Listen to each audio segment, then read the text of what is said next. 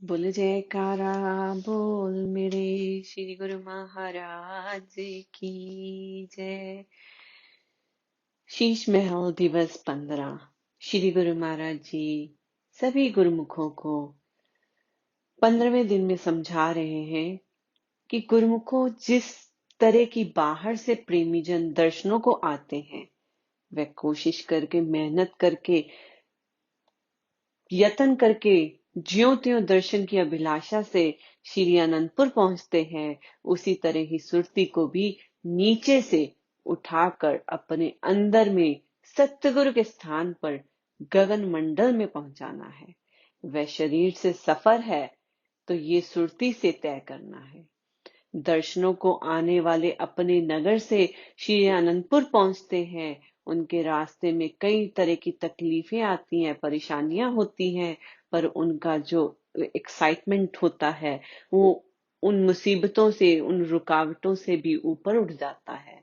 तो उनको दर्शनों की लालसा होती है, तो इसलिए उनका ध्यान केवल और केवल दर्शनों की अभिलाषा में, खुशी में झूमता है।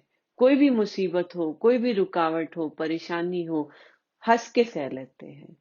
इसी तरह हमें अंदर जाने के लिए, भजन पे बैठने के लिए भी अपने अंदर एक्साइटमेंट होना चाहिए कि मैं अपने अंदर जा रही हूँ, अंदर जा रही हूँ, तो वहां पे सतगुरु दाता दयाल जी की दिव्य दृष्टि मिलेगी, कृपा मिलेगी, उनके दिव्य दर्शन होंगे और उनको दोनों आंखों के मध्य में देखते हुए उनका ध्यान वहां पे एकाग्र करते हुए भजन करना है कि जैसे वो वहीं पे विराजमान हमें दिख रहे हैं। उस चीज का जब हम अभ्यास करेंगे तो हमारी सुरती उन दर्शनों में लीन होने लग जाएगी। जब लीन होगी, हमें अंदर आनंद आना शुरू हो जाएगा। तो अंदर के आनंद से ही हमें भजन में और गहरा उतरने की चाहत रहेगी। जैसे कहते हैं ना कि प्रैक्टिस मेक्स परफेक्ट। जैसे जैसे हम इस चीज को प्रैक्टिस करते रहेंगे कि हमें दोनों आंखों के मध्य में हमारे सतगुरु दाता दयाल जी के, अपने इष्ट देव के दर्शन हो रहे हैं और हम उन्हीं में लीन हो रहे हैं, तो हमारा ध्यान उस चीज में एकाग्र होने लगेगा और हमें इंटरेस्ट बढ़ता जाएगा। जैसे छोटा बच्चा होता है, स्कूल में भेजते हैं, उसको लिखना नहीं आता, तो शुरू शुरू में कनेक्ट द डॉट्स होते हैं कि कैसे अल्फाबेट्स लिखने हैं, कैसे काखा लिखना है, नंबर्स लिखने हैं।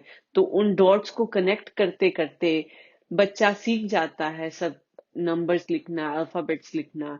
तो इसी तरह श्री गुरु महाराज जी ये हमें डॉट्स दिखा रहे हैं, जो हमने पिछले 15 दिनों में सीखा कि ये पड़ाव हमारी जर्नी में आते हैं। जपा जाप, नाद नाद की ध्वनि, सहज समाधि में लीन होना, कैसे गुरु के वचनों को मानकर चलना चाहिए, ये सब हमारे कनेक्ट द डॉट्स हैं। जब हम इनके ऊपर चलते चले जाएंगे, गुरु के वचनों पर दृढ़ विश्वास रखकर आगे बढ़ते जाएंगे, तब भी हमें अंदर जाने की आसानी मिलेगी। जिसको रास्ता पता होता है, अगर वो हमें गाइड कर दे अच्छे से, तो हमें अपनी मंजिल तक पहुंचना बहुत आसान हो जाता है। आजकल जैसे जीपीएस होते हैं, किसी से पूछने की जरूरत नहीं पड़ती, जीपीएस में अपना एड्रेस डाला कि कहाँ पे जाना है, पहुंच जाते हैं। तो इसी तरह जो गुरु महाराज जी हैं, वो भी हमारे जीपीएस हैं। हमें अपनी लाइफ में क्या चाहिए, उस चीज का वो सही रास्ता बताते हैं। जैसे हमारे सुख और दुख का कारण क्या होता है, हमारे सुख और दुख का कारण होता है हमारी अपनी इच्छाएं। जब हम अपनी इच्छाओं से ऊपर उठ जाएंगे, किसी से कुछ एक्सपेक्ट नहीं करेंगे, किसी को खोने का डर नहीं रहेगा, तो हमें उस दुख का कारण नहीं मिलेगा, हमें उस दुख से ऊपर उठने का मौका मिल जाएगा। कहते हैं कि जिसको मोक्ष पाना है, उसको अपनी इच्छाओं को छोड़ना होगा। किसी को पाने का गम ना हो और किसी को खोने का भी डर ना हो। वही सच्चा साधक साधक बनता है और वही आगे बढ़ सकता है। और इसी चीज को हमने फोकस करना है कि हमें सिर्फ और सिर्फ केवल और केवल हमें अपने सतगुरु से मिलने की चाहत होनी चाहिए और कुछ नहीं होना चाहिए। ज, जब हमें सतगुरु से मिलने की चाहत होगी, हमारा इंटरेस्ट भजन में बढ़ेगा। जब इंटरेस्ट भजन में बढ़ेगा तो हमें अंदर के सुख और शांति प्राप्त होगी। तो इसीलिए अगर कोई काम इंटरेस्ट से करेंगे तो उसका रिजल्ट हमें 100% मिलेगा। अदरवाइज हमें उसका रिजल्ट अच्छा नहीं मिलेगा तो हम कह देंगे चलो पास मार्क्स ही आगे बहुत है। क्यों? क्योंकि हमें पता है कि हमने उस पे इस सब्जेक्ट में अच्छा नहीं किया, तो चलो अगर पास मार्क्स ही आ जाए तो उतना भी हमारे लिए बहुत है। तो इसलिए अगर हमें अपने अंदर उतरना है, अपने सतगुरु की प्रसन्नता पानी है, या हमें अपने सुख दुख से ऊपर उठना है, सब चीज का इलाज एक ही है, भजन सुमिरन, मन की एकाग्रता। जब ये सब होगा तब हम इन सब बीमारियों से ऊपर उठ सकते हैं। दुनिया में तो हर बीमारी का इलाज अलग अलग होता है, बट मेन कॉमन चीज एक में होती है, एंटीबायोटिक। तो एंटीबायोटिक जो होती है वो बहुत सारी बीमारियों को ठीक करने में मदद करती है। एक पेन किलर और एक एंटीबायोटिक, ये दो चीजें कॉमन होती हैं जो ज्यादा बीमारियों को में यूज होती हैं।